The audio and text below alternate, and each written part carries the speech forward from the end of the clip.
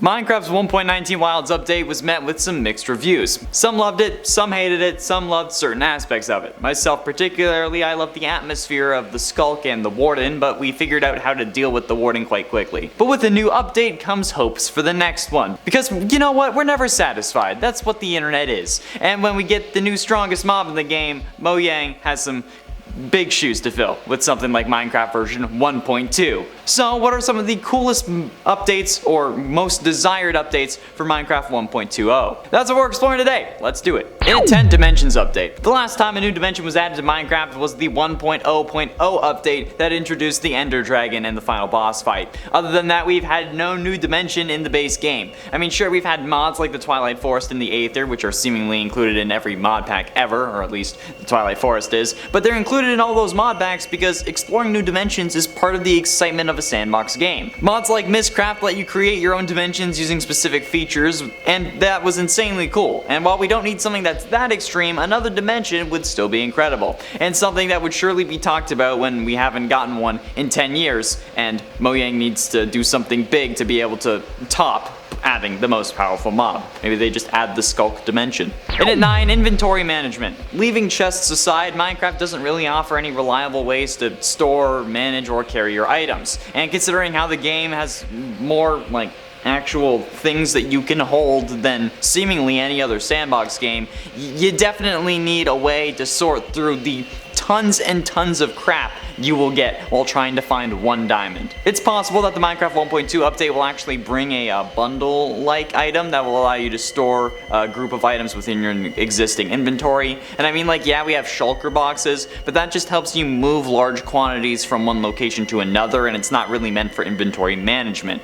Minecraft could also introduce a mechanic that allows the player to expand their default inventory. Maybe a leather backpack could be a reliable way to introduce this feature, and many other games offer similar solutions. The bundles that were teased still have yet to be implemented, and even when they are, they're going to be fairly limited. Whereas something like just being able to open a shulker box in your inventory would be a huge help, so that, you know, we don't have to place one down every time we need to just grab one item. It would be especially useful like underwater when you don't really have any blocks around to place the shulker on. Yeah, that'd be easy. And at 8, the forest update.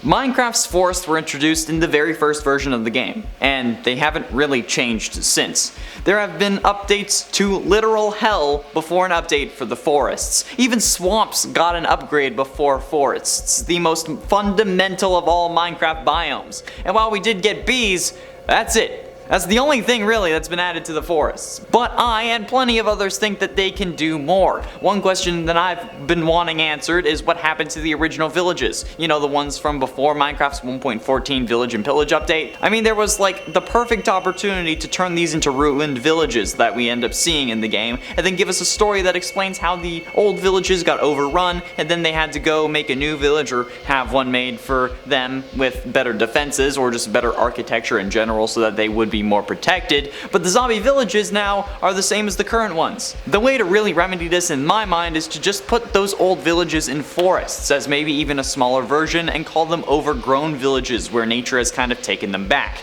There are no structures that generate in forests, and after the first night, forests just become a biome you travel through to get to cooler things. Something small like this could kind of bring these forests back to life, no pun intended. They could even include different variants like they did with jungles. You can have like an enchanted forest, a dark forest, or a dead forest. You know, you get that idea.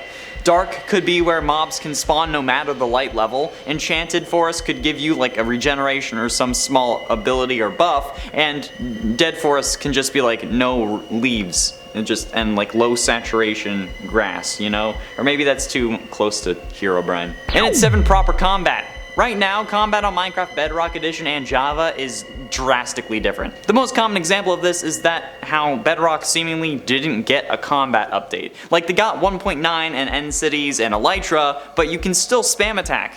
You can keep clicking, okay? But in Java, you have to wait after each attack, and then if you time it right, you get slightly more damage. Sweeping attacks are also exclusive to Java Edition because of this, and so are combat-friendly axes. Well, friendly is a loose term, and so are more damaging axes. axes, I guess. Because of these differences though, it becomes almost impossible for players to actually enjoy both editions of the game without learning separate combat mechanics. And trust me, I know this for a fact. Having to figure out Bedrock Edition just made me sure that I prefer Java. And hopefully, the next update can put an end to that, because having to crouch to use a shield is ridiculous, okay? I know it's because it's supposed to be controller friendly, okay, but if I'm using a mouse, let me right click, okay, or let me keybind the thing, let me change the key binding, okay, because limiting me for using a PC is stupid.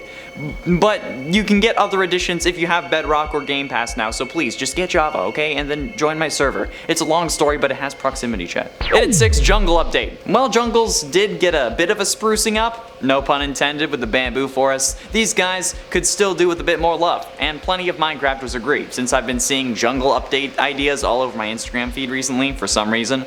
Before 1.18, okay, you had jungles, jungle hills, modified jungle edge, and bamboo jungle hills. That was it. But then after 1.18, you also have sparse jungle. And that's it.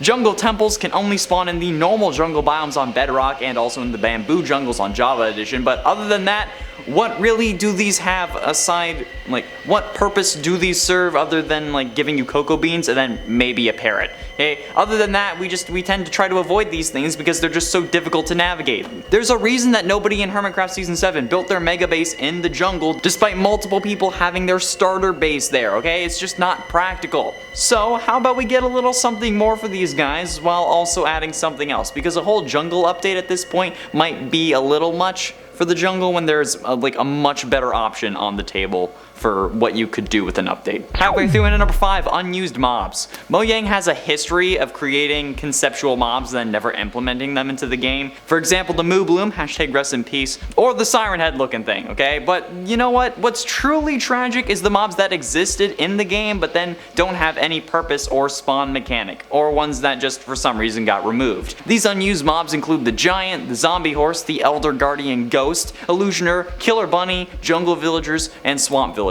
Realistically, Minecraft 1.2 couldn't add all of these mobs into the game, but I mean, like, we still hope that at least some of these mobs can get at least a little bit of justice before something else. I mean, I don't know. But let's also remember the Fireflies, which were supposed to come in 1.19, but then didn't make the cut for some reason. And if you're curious, Swamp Villagers are actually unable to spawn naturally since a village can't really spawn in a swamp biome, but they can be bred from what I understand, at least, and so can Jungle Villagers.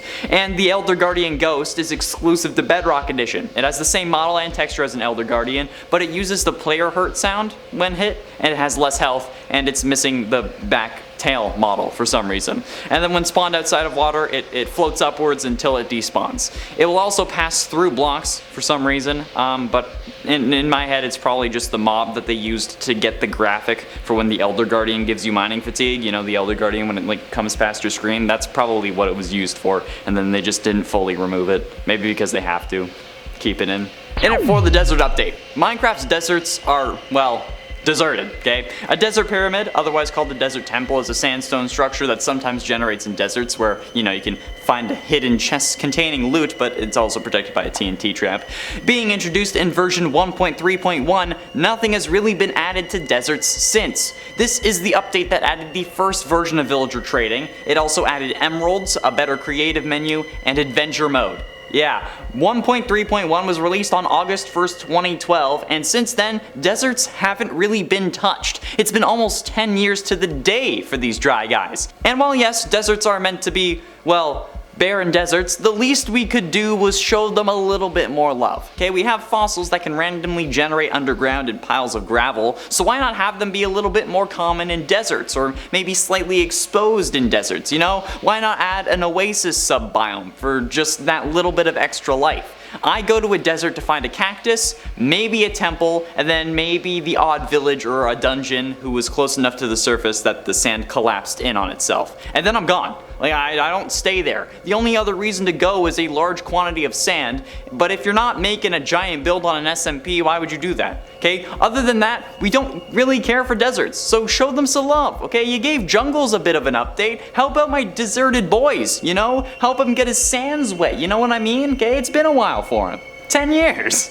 Getting close to the end, into number 3, emerald tools. Emeralds, because of all the trading mechanics with the villagers, actually work as Minecraft's unofficial currency, but unfortunately, that's the only purpose they serve other than beacons. Even though emeralds spawn kind of in the same manner as other ores in Minecraft, well, at least in the sense that they're mineable ores, you can't really use them in any crafting recipes. This treatment of the emerald ore then kind of puts them in an undesirable situation, because I mean, why would you just dig one when you can go trade for a stack?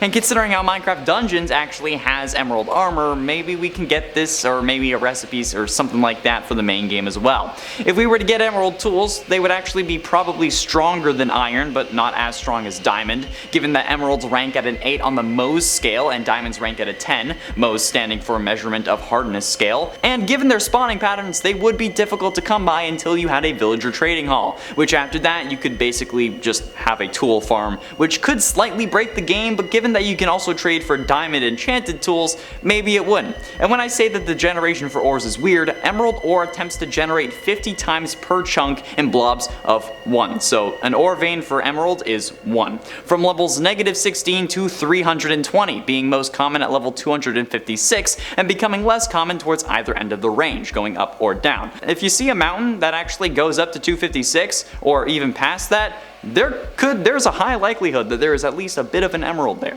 because it also only spawns in desert biomes, or mountain biomes, not desert biomes, mountain biomes. But ultimately, in number 2, spectator mode. We can actually confirm that a recent beta and preview for Minecraft Bedrock Edition contained early functionality for spectator mode, which is a much wanted feature that somehow hasn't been added to Bedrock Edition as of yet.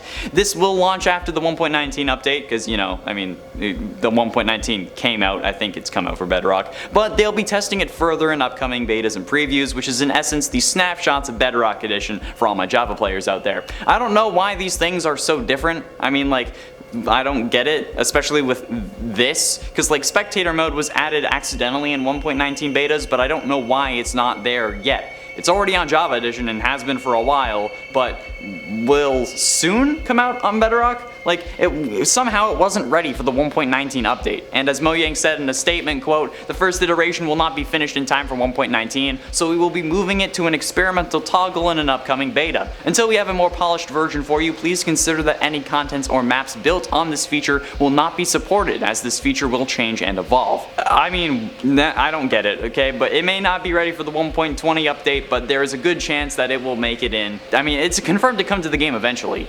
How it's not in the game already, I don't know, okay? Maybe it's a conflict with consoles or Pocket Edition, but I can't see how that would happen. But anyway, screw Bedrock. And finally, into number 1, an end update. While we did get a pseudo end update in 1.9, adding the additional end islands with an elytra along with the end cities and shulker boxes, but other than those 4 features, it didn't really do much. So a full end update would be very much appreciated, especially with some of the concepts that I've been seeing online, particularly 2 of them. First by IamPixel on Instagram, with a redesigned main island including an updated ender dragon, exit portal, and obsidian pillars. They also suggest a dragon designed elytra, as well as a new ender stray mob and a retextured enderman. They also suggest chorus trees and ruined end ships. These are incredibly cool and actually do seem to fit pretty well with the Minecraft story that they're trying to tell. The other one though is from Animal Mace on Instagram and is what made me want to do this list. This update would add a rare crystal biome to the end that contained void crystals, kind of like amethyst geodes in the overworld. You'd be able to open shulkers in your inventory, which takes care of the inventory management issues that we complain about.